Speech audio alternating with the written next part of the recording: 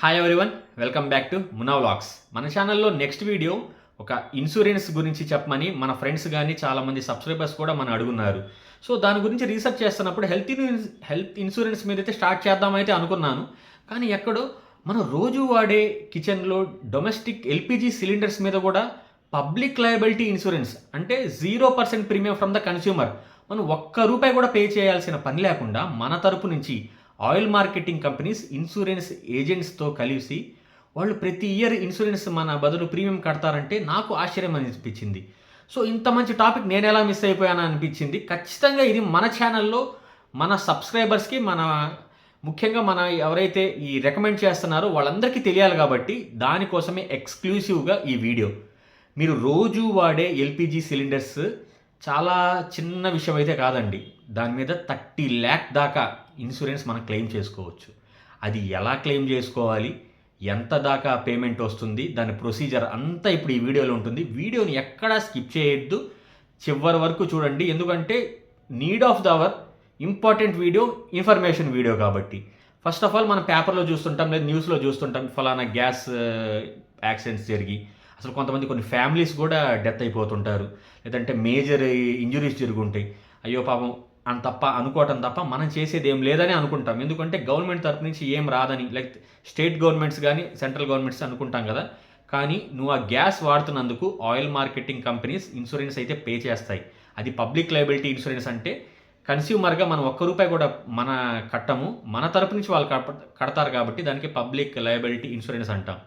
దీనికి మనం చేయాల్సింది ఏంటంటే చాలా సింపుల్. సపోజ్ మన ఫ్యామిలీలో కానీ లేదంటే మన చుట్టుపక్కల కానీ లేకపోతే మనకి తెలిసిన వాళ్ళు కానీ ఎక్కడైనా గ్యాస్ రిలేటెడ్ ఏదైనా యాక్సిడెంట్ జరిగితే ఏం చేయాలి అనే కదా. ఫస్ట్ ఏంటంటే ఎక్కడైతే మీరు గ్యాస్ అయితే తీసుకుంటారో ఆ ఏజెన్సీకి వెళ్ళి రిటర్న్గా ఒక కంప్లైంట్ అయితే మనం రాయాల్సి ఉంటుంది. అక్కడితో ఫర్ సపోజ్ అక్కడ గనక పర్సన్ డెత్స్ జరిగాయనుకోండి, డెత్స్కి అయితే మనం death certificate, post mortem certificate, next FIR, ఇవి ఈ ఒరిజినల్ డాక్యుమెంట్స్ మనమైతే ఈ గ్యాస్ ఏజెన్సీకి అయితే ఇవ్వాల్సి ఉంటుంది. అదే గనక జస్ట్ ఇంజురీస్ జరిగి ఉంటే original medical bills, doctor prescriptions, discharge card ఇవి ఇవ్వాల్సి ఉంటుంది. ఇది ఇచ్చేసిన తర్వాత ఒక లెటర్ రాసిస్తే అక్కడితో మన పని అయితే కంప్లీట్ అవుతుంది. దాని తర్వాత జరిగే ప్రాసెస్ అంతా ఏంటంటే ఈ గ్యాస్ ఏజెన్సీస్ ఉంటాయి చూసారా, ఏజెన్సీస్ కానీ డిస్ట్రిబ్యూటర్స్ కానీ వీళ్ళు ఆయిల్ మార్కెటింగ్ కంపెనీస్కి అయితే మన తరపు నుంచి పెడతారు ఈ యొక్క రిక్వెస్ట్. వాళ్ళు క్లెయిమ్కి ఇన్సూరెన్స్ కంపెనీకి అయితే చూస్తారు. సో మనం ఎక్కడ డైరెక్ట్గా oil marketing companies like IOCL, BPCL, హెచ్పీసీఎల్కి మనమేమి అవ్వం, లేదంటే ఇన్సూరెన్స్ ఏజెన్సీని కూడా మనమే కలవాల్సిన పని లేదు. జస్ట్ మనం ఎక్కడైతే గ్యాస్ సిలిండర్ తీసుకుంటామో ఆ ఏజెన్సీ వరకు అయితే మనం వెళ్ళాల్సి ఉంటుంది. దాని తర్వాత ప్రాపర్టీ, సో మనకేం దెబ్బలు తగలలేదు, పర్సన్ కూడా ఏమైనా డెత్ కాలేదు అనుకుందాం. సో ప్రాపర్టీ అయితే డ్యామేజ్ అయింది లోపల అయితే అనుకుంటున్నప్పుడు అప్పుడు ఏం చేయాలంటే అప్పుడు కూడా అంతే, ఇన్ రిటర్న్ లెటర్ రాసిన తర్వాత వాళ్ళు ఈ ఇన్సూరెన్స్ కంపెనీస్ ఉంటాయి చూసారా, ఆ ఇన్సూరెన్స్ కంపెనీస్ ఒక సర్వేయర్ని పంపించిన తర్వాత కాస్ట్ ఆఫ్ ఎస్టిమేషన్ వేస్తారు. సో ఇన్ని థౌజండ్స్ కానీ ఇంత ల్యాక్స్ కానీ అయ్యాయని చెప్పి దానికి తగ్గట్టుగానే వాళ్ళైతే బిల్లింగ్ అయితే చేస్తారు. సో ఎంత అమౌంట్ వస్తుంది అనే మీ డౌట్ కదా. సో ఒక్కో కంపెనీ ఒక్కోలాగా ఇన్సూరెన్స్ టైఅప్ అయి ఉంటుంది. ఫర్ ఎగ్జాంపుల్ హెచ్పిసిఎల్ అనుకోండి, మన HP gas personal accident cover for death అయితే 6 lakhs, అలాగే మెడికల్ ఎక్స్పెన్సెస్కి ఆ జరిగిన ప్రెమిసెస్లో అంటే 30 lakhs దాకా హయ్యెస్ట్ అమౌంట్ అయితే ఉంటుంది. మ్యాక్సిమం ఒక పర్సన్కి అయితే 2 లక్షల దాకా మనకి పే చేస్తారు. ఇమీడియట్గా అక్కడ జరిగిన ఇన్సిడెంట్కి అయితే ఒక పర్సన్కి 25,000 అయితే ఇవ్వాల్సి ఉంటుంది. అలాగే ప్రాపర్టీ డ్యామేజ్ ఇందాక చెప్పాను కదా, సర్వేయర్ వచ్చి మనకి ఎస్టిమేట్ వేస్తారని చెప్పి, అలాంటి కేసులో ఏంటంటే 2 లక్షలు మ్యాక్సిమం 2 lakhs వరకు అయితే డబ్బులు వస్తాయండి.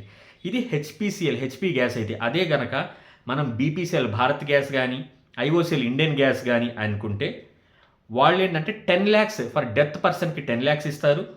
నెక్స్ట్ ఈ మెడికల్ ఎక్స్పెన్స్ కింద అంటే ఇంజురీస్ అయితే 4 lakhs పర్ పర్సన్ కూడా ఉంటుందండి.